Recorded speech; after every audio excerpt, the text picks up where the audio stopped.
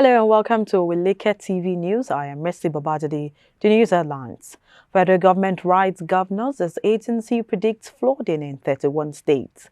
In business, President Bola Ahmed Tinubu eyes $4 billion annual savings from reduced bureaucracies. And on the foreign scene, Iran's president warns Israel against counter-attack. And in sports, Go First in Enugu as Rangers maintain NPFL lead.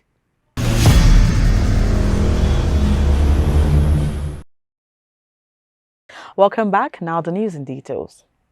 The federal government has written at least 31 governors informing them of the impending flooding in their states between April and November this year. The Minister of Water Resources and Sanitation, Professor Joseph Otsef, stated this on Tuesday in Abuja while briefing journalists on the 2024 annual flood outlook for the country.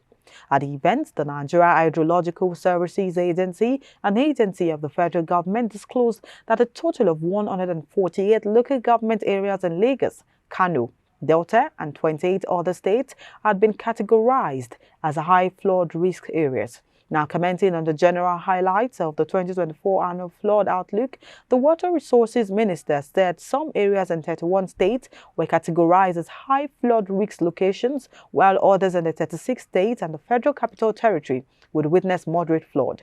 Also, in preparation for the impending flood, various state governments have stated that they would demolish buildings on river channels, relocate residents, and clear drainages to prevent flooding. And now, bandits yesterday killed 3 persons in an attack on communities in the burning Gwari local government area of Kaduna State. According to residents, 2 people were killed when the assailants attacked the community near Angua Tanko Dogon Sarki settlement under the Kakankagi constituency of Benin Gwari local government area around 9 a.m. The bandits also attacked Rafin Gora village, located 2 kilometers from the Dogondawa area of the constituency around 7 p.m. on the same day, killing a villager and abducting 7 others. A member of the Benin Gwari Progressive Emirates Union confirmed the Angua Tanko Dongosaki incident, while the member representing Kakangi Ward in the State Assembly, Yahya Musa Dansaliu, confirmed the incident at Rafin Gora village, but said he was yet to receive full details of the incident.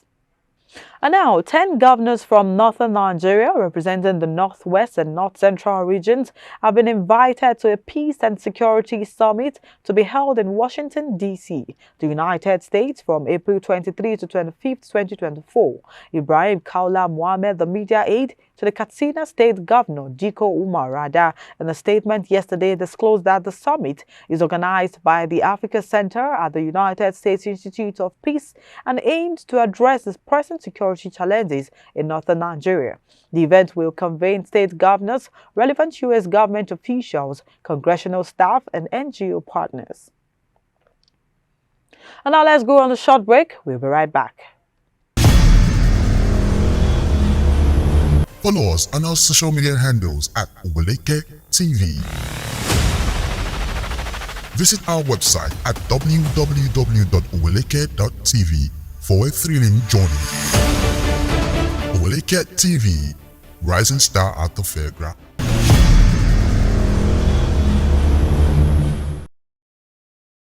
Welcome back. Now to business.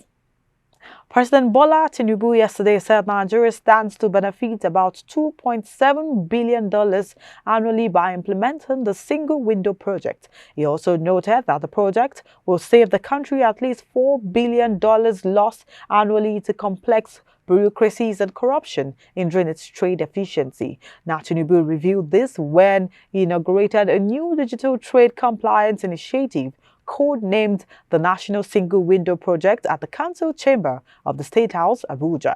The Single Window Project is a cross-government website which will facilitate trade by offering a single portal for Nigerian and international trade actors to access a full range of resources and standardized services from different Nigerian agencies. The initiative, Tinubu said, would expedite cargo movement and optimize inter-African trade, thereby facilitating $2.7 billion worth of annual paperless trade. Moving on, Dangote Petroleum Refinery has announced a further reduction in the price of diesel. A few weeks ago, when it commenced operation, Dangote Petroleum Refinery pegged the price of diesel at 1,200 naira. This represented over 30% reduction from the previous market price of about 1,600 naira per litre. However, on Tuesday, a further reduction of 200 naira was noticed in the price, with the product now pegged at 1,000 naira last Wednesday. Chairman of Dangote Group, Oweleke Dangote, had said that the significant cut in the diesel price to 1,200 naira would have a positive effect on inflation in Nigeria. According to Dangote, there has been considerable economic progress recently, indicating that the country is on the right path.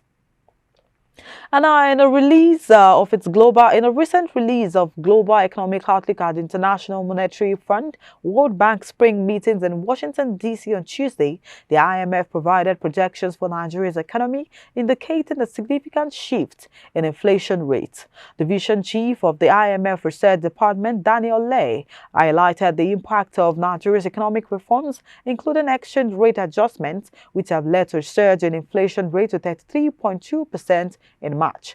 Now, Nigeria's inflation rate rose to 33.2% according to recent data released by the National Bureau of Statistics. Also, the flood inflation rate increased to over 40% in the first quarter of 2024. It further elaborated on Nigeria's economic growth, which is expected to rise from 2.9% last year to 3.3% this year, attributing this expansion to the recovery in the oil sector.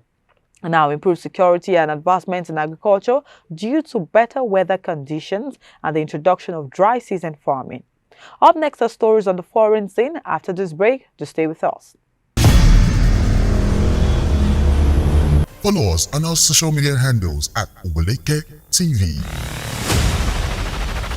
Visit our website at www.oweleke.tv for a thrilling journey. Oweleke TV, rising star at the fairground.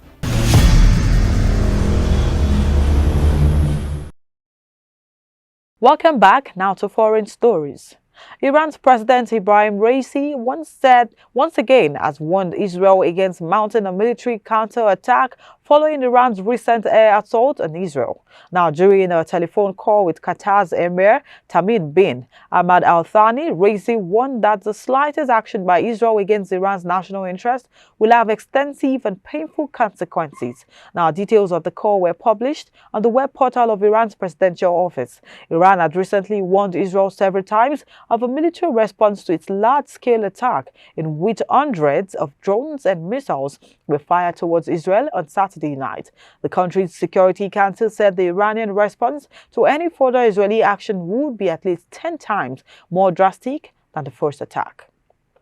In entertainment, a businessman and socialite, Pascal Okechukwu, popularly known as Cubana Chief Priest, on Wednesday pleaded not guilty to tampering and abusing the naira during his trial at the Federal High Court, Lagos. Cubana Chief Priest was arraigned before Justice Kehinde Ogundare of the Federal High Court in Lagos on 3 counts bordering on abuse of naira by allegedly spraying and tampering with the nation's currency at a social event contrary to the provisions of the Central Bank Act of 2007. It was alleged to have sprayed the naira on February 13, 2024 at a hotel. Cubana Chief Priest was said to have committed the offences while dancing during the social event. He was also said to have tampered with funds and the denomination of 500 naira notes issued by the CBN by spraying the same for 2 hours.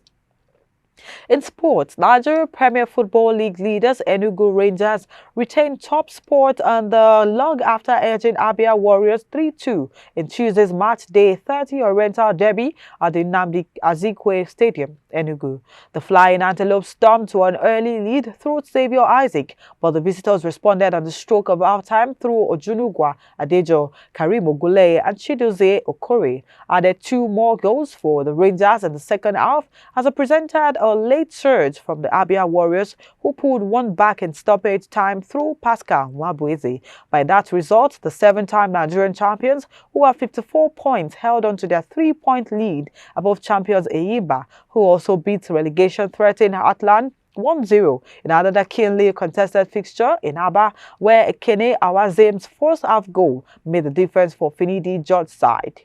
And just before we go, here's a recap of the headlines. Federal government writes governors as agency predicts flooding in 31 states. In business, President Bola Ahmed Tinubu eyes $4 billion annual savings from reduced bureaucracies. And on the foreign scene, Iran's president warns Israel against counterattack. And in sports, goal first in Enugu as Rangers maintain NPFL lead.